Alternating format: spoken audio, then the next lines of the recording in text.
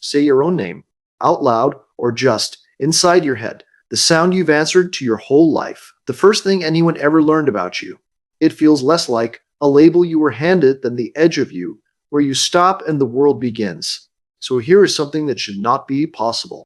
In 1875, the government of Japan made having a family name mandatory, required, by law.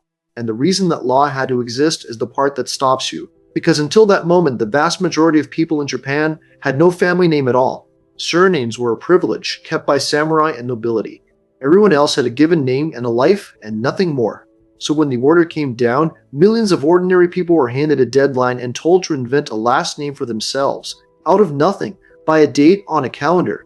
Now hold on to that, because it is not a quirk of one country. It's a clue. The thing you are most certain is yours.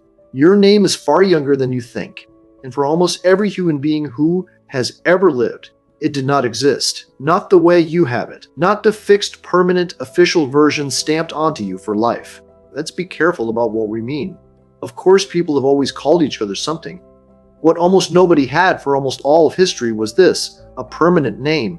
The same word for you at birth and at death, written down. Official, passed to your children. Impossible to quietly leave behind. The kind of name a stranger who has never met you could use to reach out and find you. That name, the one in the form, the one in the system, is the recent invention. And Japan in 1875 wasn't behaving strangely at all. Japan was simply late. Because to feel how new your name really is, you have to look at what a name used to be. Think about the surnames that survive from that older world. They aren't identities, they're descriptions. Smith, you worked metal. Baker, you baked. Hill, you lived beside one. Johnson, you were John's son. That is all a name was, a quick way to say which of the 4 Johns in the village someone actually meant. It pointed at what you did, where you stood, whose child you were. And here's the part that is almost impossible to feel from inside a world of passports and ID cards. It could change. You might be one name to the people in your valley, another to a trader who only knew your craft, another again when you moved away and took up new work. Your name was not a fixed point you carried. It was a description that moved with your life. And that isn't buried history you have to squint at across 1,000 years. It is alive right now. In Iceland, there are no family surnames. Not really. Your last name is simply your father's first name, with son or daughter added onto the end. A brother and a sister have different last names. An entire family sitting around one table shares no surname between them at all. And this is not some quaint leftover nobody got around to fixing. Since 1925, Icelandic law has actively forbidden you from inventing a new family surname to hand down. A modern country looked directly at the permanent inherited name and said, quite deliberately, no thank you. Go further out. Among the Temiar people of Malaysia, a person is not given one name to keep. You change your name across your life more than once as your relationships shift and your place among your people changes. The name follows the life.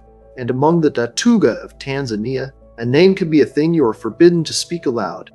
Married women keep an entire vocabulary of substitute words so that they never once say a name they are not permitted to say.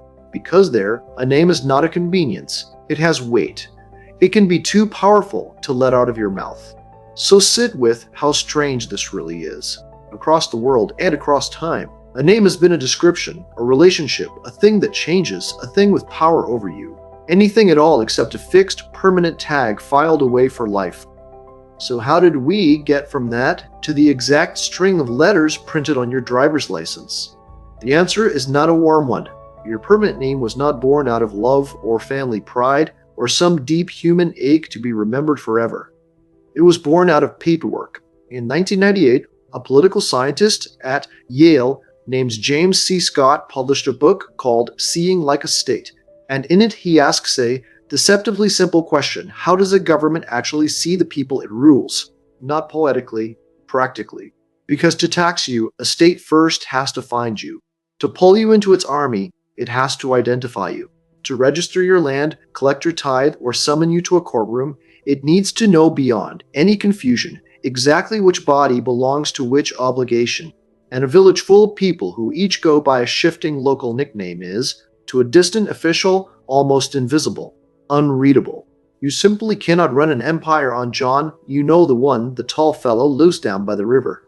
Scott's conclusion is blunt. The permanent inherited surname, he writes, was in almost every case a state project, deliberately built so that officials could identify without ambiguity nearly every single person under their rule. Until at least the 14th century, he notes, the great majority of Europeans had no permanent last name at all. Tax rolls, census counts, conscription lists, property deeds. None of it functions until each person is pinned to one fixed, unchanging label. Your name, in large part, was invented to make you countable. And once you can see that, the dates start lining up like a confession. Austria, 1787, the Emperor Joseph II orders Jewish families to take fixed German surnames from an approved register, and if you did not choose one, an official chose it for you. The Philippines, 1849, a Spanish governor hands each town pages torn from an alphabetized catalog of surnames and simply assigns them, which is exactly why, even today, whole towns there carry last names beginning with the same letter. Japan, 1875, the deadline we opened with. Thailand, 1913, an entire kingdom had its surnames by royal command. And Turkey, as recently as 1934, under Ataturk, a whole nation ordered to adopt surnames almost overnight, where before people had simply gone by their titles in their hometowns. Look at those years again. Not the Stone Age, not some lost antiquity. Your own great-grandparents were alive for some of them. The permanent human name. The thing you imagine is the oldest, most basic part of a person is, in much of the world, younger than the light bulb.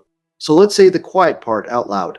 Your name was never really designed for you. It was designed for the people who needed to keep track of you. That intimate personal thing, the sound that means you, began, in large part, as a tool of accounting, a handle. The single point where you plug into every system that has to locate you, the tax office, the census, the draft board, the bank, the hospital, the state. You were not named so that you could be known. You were named so that you could be counted. And every form you have ever filled in, every account you have ever opened, every record that has ever carried your name, they are all descendants of that first cold need to make a slippery, shifting, living person hold still long enough to be written down and found again. And here is where all of it should fall apart. But it doesn't. Because knowing this changes nothing about how your name actually feels. Someone says it across a crowded room, and before you have decided a single thing, your head turns. It's involuntary. Decades of being called that sound have wired it underneath your thoughts, below the level where you get a vote. You defend it, you correct people who spell it wrong. You would be quietly wounded to hear that someone had forgotten it. A word that began at its root as an administrative convenience, handed to you by parents you could not yet argue with, formalized by clerks you would never meet, has become the closest thing you have to a center. You didn't choose it. You weren't asked. It was placed on you before there was a you to place it on. And then slowly you grew up into it, until you could no longer find the seam where the name ended and you began. That is a strange bargain hidden inside a name. It was never truly yours, and it is the truest thing you own.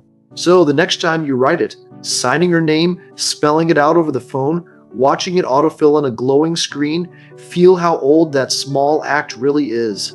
You are doing what a clerk in Japan forced a stranger to do, what an official in Vienna once demanded, what a governor in Manila once assigned. Fixing a living, changing person to one single, unchanging word so that the world can keep its grip on them. Your name is the first thing you were ever given that you did not choose. And you will answer to it, turn your head to it, sign it, defend it, until the very last person who ever knew it finally lets it go. Dimly opens one of these doors every week. Subscribe and stay curious.